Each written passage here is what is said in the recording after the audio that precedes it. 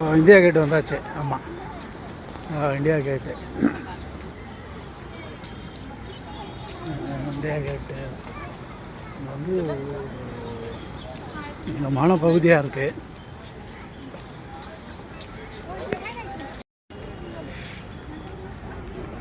India கேட்டு வந்தாச்சு. ஆமாம், இந்தியா கேட்டு முக்கியமாக. அதை விட வந்து நம்ம சுதந்திர தினம், குடியரசு தினம்லாம் நடக்கும்போது அந்த பாதை இருக்குது பார்த்தீங்களா, அந்த மெயின் ஸ்ட்ரீட்டு அது வந்து பார்த்திங்கன்னா அந்த ரோடு தான்.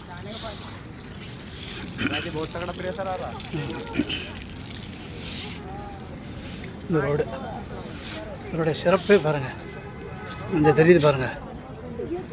ஆமாம், அந்த அந்த ராஷ்டிரபதி பவன் அதனுடைய உயரமும் அப்படியே நேராக வந்தீங்கன்னா நம்ம இந்தியா கேட்டோடைய உயரமும் ஒரே நேர்கோட்டில் இருக்கும். இந்த பாதை தான், அந்த ரூட்டு தான் இந்த நமக்கு மெயினான ரூட்டு. இதுதான் அந்த சுதந்திர தின, குடியரசு தினத்துக்கெல்லாம் இது நடக்குது பார்த்தீங்களா. அது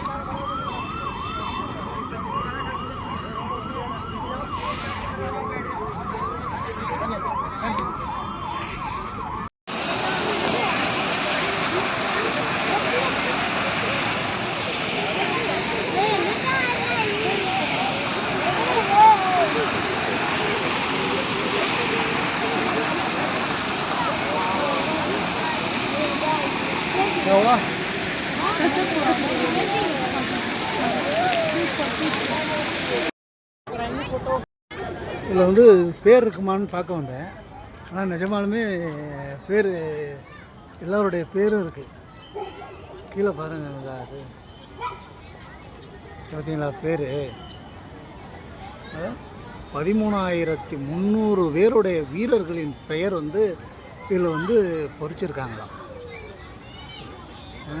நல்லா பிரம்மாண்டம்னா அப்படி இருக்கணும், பிரம்மாண்டம் அப்படி இருக்கு பாருங்க.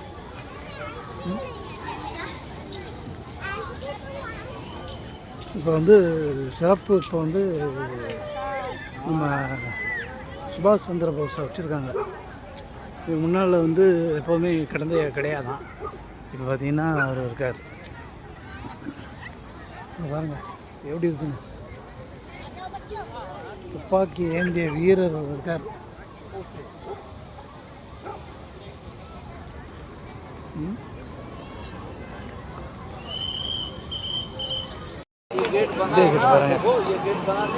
பிரம்மாண்டம்னா பிரம்மாண்டம்னா